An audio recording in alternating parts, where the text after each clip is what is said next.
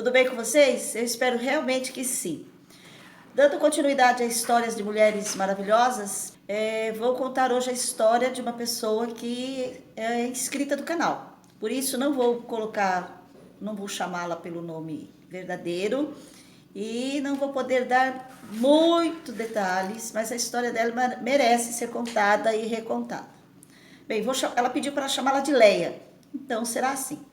Leia nasceu na cidade de Sapé, no interior da Paraíba, porém nasceu na cidade, modo de dizer, né? Porque foi nas redondezas da cidade, os pais trabalhavam na roça, ela tinha mais 5 irmãos, então era uma família grande. Essa família trabalhava na roça, na cultura de subsistência, plantavam para se alimentar, então eram extremamente pobres. E ela ia à escola, mas era uma escola que a professora era leiga, ou seja, não era uma escola formal, era uma escola onde a professora, ela não era formada no magistério, ela dava aula por graças a Deus, né? Existem pessoas assim que sabem um pouco mais que as outras e quer passar seu conhecimento. Então ela aprendeu a ler e escrever e ela viveu lá em Sapé até os seus 15 anos. 15 anos e pouco, porque quando ela tinha 15 anos, seu primo, que morava aqui em São Paulo, foi visitar seus pais e levou com ele um amigo. E ela ficou encantada, ela não sabe me dizer se ficou encantada pelo amigo ou ficou encantada pelas histórias que o primo e o amigo contavam sobre São Paulo. É uma cidade maravilhosa, uma cidade cheia de oportunidades, de festas, que as mulheres tinham oportunidade de estudar, de conseguir se formar. Então, aquilo ali mexeu com o emocional dela. E o rapaz, ainda por cima, era bonito, aquilo tudo somatizou e ela acabou se apaixonando. Bem, ela se apaixonou e veio com eles aqui para São Paulo. Só que a história não foi aquele conto de fadas maravilhoso, né, de filmes de Hollywood. Por quê? Quando ela chegou em São Paulo, tudo lindo e maravilhoso, lá na rodoviária. Nossa, era tudo tão grande, tudo tão imenso. Pegaram o trem, desceram em Manoel Feio. Imagina isso a 1980, mais ou menos. Negócio, se já é feio, imagina naquela época. Aí pegaram um ônibus e aquele ônibus começou a andar por Itaquá. E ela começou a ficar olhando pela janela e ficar assim meio que apavorada, porque não era aquilo que eles tinham falado para ela, que era cidade, tudo lindo. Não, era mato, não tinha asfalto, era uma casa aqui, outra colar. Desceram num determinado bairro, que ela pediu para eu não identificar. E era tudo muito estranho. Era de cidade, ela não estava vendo nada ali. Pelo menos não a cidade que ela imaginava, porque ela nem tinha assistido televisão até então. Então, para ela, era tudo aquilo que os dois tinham contado. Ela foi morar junto com o primo, né? Que morava aqui já, mas não deu certo, porque a esposa do primo não queria uma adolescente morando com eles. E o rapaz que foi junto com o primo falou assim: olha, vamos casar, vamos morar juntos. E aí, nossa, o coração dela palpitou, porque vamos morar juntos, ela já sonhou, vamos formar a nossa família, linda, maravilhosa, vou ter minha casa, vou cuidar da minha casa do jeito que eu quero. Tá, a casa era 2 cômodos e um banheiro. O marido saía para trabalhar cedo, voltava à noite, ela ficava sozinha em casa. Ela era muito tímida, tinha vergonha de tudo. Para piorar, o marido não queria que ela trabalhasse, porque ela iria trabalhar de qualquer coisa. Ela não tinha medo de trabalho, não. Ela chegou a trabalhar na roça. O que seria aqui limpar casa para ela não seria de menos. Bem, mas não foi isso que aconteceu, porque ele, acho que enciumado, né, menina nova, ele queria só para ele. Então ela não saía de casa, ela não conversava, ela não tinha amigos, ela não podia fazer nada. Tudo que ela fazia, ele reclamava da comida, ele reclamava do jeito que ela lavava, passava a roupa dele, ele reclamava da casa, só que detalhe, né?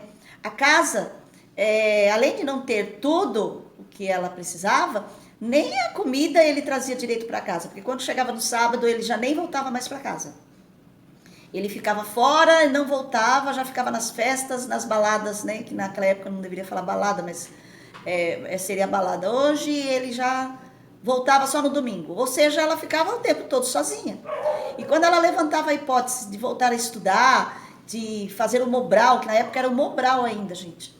Ele, imagina, se a mulher dele iria sair à noite para estudar. Isso jamais. Impossível. E ela então falou assim: então vamos ver, né? Eu vou tentar engravidar para ver se a situação melhora. E ela não conseguia engravidar. Ela não. Aí já tinham passado-se 2 anos e ela não engravidava, e isso fazia com que o marido ficasse mais nervoso. E começou a jogar na cara dela, que ela não prestava para nada, que ela só prestava para comer, para engordar, que ela era olha só, gente, que absurdo, que ela era uma árvore seca que não dava nem sombra e nem frutos. E tudo aquilo ela foi tomando para si como verdade, porque ela não tinha como entrar em contato com a família, não existia celular, telefone era uma coisa rara, e ela ficou com medo, mas aterrorizada seria o termo, porque ela se viu só em todos os sentidos. E junto com essa solidão vinha o medo dela viver, dela sair. Para piorar, o marido começou a batê-la por qualquer coisa. Ela lembra de um dia que ela deixou o arroz queimar. Ninguém deixa o arroz queimar por querer, mas ela deixou. E o arroz queimou e ela apanhou. Foi a primeira vez. E aí, como ela não saiu de casa, foi a primeira de muitas. E o tempo foi passando e nada dela conseguir mudar aquela situação. Até que mudou para perto da casa dela uma família e ela fez amizade com aquela senhora. E a Leia, então, começou mesmo não contando os detalhes, a vizinha percebeu que ela praticamente era uma prisioneira. E essa vizinha, um pouco mais instruída, começou a falar: por que você não vai estudar? E ela: mas eu nunca estudei, a escola que eu estudei, eu não tenho nada. Não, vai, você faz a prova. Então elas fizeram a prova, ela levou a Leia para fazer a prova, a Leia fez, falaram que ela já poderia frequentar a 4ª série, né? Que se falava antigamente, ela fez a prova e ela peitou o marido, apanhou, mas ela foi estudar escondendo as marcas da surra que levava. E na escola a professora começou a ver que a Leia era muito tímida, que a Leia praticamente não falava. E começou a se aproximar dela e falar assim: você trabalha? Não, não trabalho. Olha, eu estou precisando de alguém para trabalhar em casa, para cuidar da minha mãe, que ela é uma pessoa doente, ela tem mal de Alzheimer. Será que você não poderia cuidar dela? Eu não posso pagar muito, mas... E ela pegou e falou assim: eu vou. Então, de repente, a vida dela começou a mudar. Ela começou a trabalhar durante o dia, estudar durante a noite, chegava em casa, fazia comida, tentava manter tudo em ordem, e o marido sempre falando, jogando na cara dela que ela era uma pessoa feia, horrível, que ela era burra, que ela era seca, porque ela não poderia dar filho para ele. Bem, diante de toda essa situação, ela começou a se abrir com a professora dela. Falou: olha, acontece isso, isso, isso na minha vida.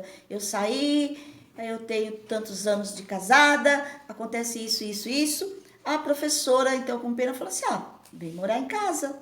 Você quer? Tem um quarto lá, você vai lá. Gente, essa professora foi a salvação da vida dela, em todos os sentidos. Porque graças a essa mulher, ela já estava estudando, ela foi em frente com seus estudos, ela largou do marido, né, que oficialmente não era marido, né, não era casado no papel, vamos dizer assim, como ela fala, e ela foi morar na casa dessa professora. Lá ela teve apoio, lá ela teve carinho, coisa que ela nunca tinha tido. Lá ela começou a estudar e, gente, ela foi parar na universidade e hoje ela já tem seus 57 anos, ela já é aposentada como professora e ela deu aula, conheceu um outro professor que trabalhou com ela, se casaram e ela teve filhos. Ela não era seca, coisa nenhuma, ela era mal amada, maltratada. E essa história de uma mulher, gente, Eu amo contar essas histórias e de ouvir essas histórias, porque são pessoas que passaram por tanta coisa, mas mulher, ela é tão resistente, ela é tão forte, que mesmo com todas as dificuldades, ela consegue tirar forças e lutar. E Deus coloca a pessoa certa na vida dessas pessoas. Porque imagina, quanta ajuda a Leia não teve. Essa pessoa que a ajudou já faleceu, mas ela tem como uma mãe, porque ela conseguiu salvar a vida da Leia. Então, a Leia deu aula por 25 anos para os pequenininhos, né? Para os alunos de primeira a quarta série. E ela foi... Na realidade, eu até me enganei. Ela não fez faculdade, gente. Desculpa. Ela fez o magistério, que na época era o magistério. Ela fez o magistério e foi dar aula. Então, gente, essa é a história da Leia, uma mulher guerreira, batalhadora e que tem muito orgulho, e tem mesmo que ter orgulho da sua trajetória. Seus filhos hoje são 3, que são casados, ela é avó e ela é feliz. E aquele traste do passado, ela não sabe se ele está vivo, se ele está morto, e também ela não quer saber. Gente, fique com Deus, assim como sempre, Deus nos ampara, que Ele continua nos amparando nesse momento tão trágico que está o Brasil, né, com essa pandemia. Que vocês dê o seu like, dê o seu joinha e, por favor, espalhe a história da Leia, que é mais uma mulher guerreira que conseguiu vencer a ignorância, vencer a violência através da ajuda do próximo, do amor do próximo, mas também através da educação. Beijo no coração de todos.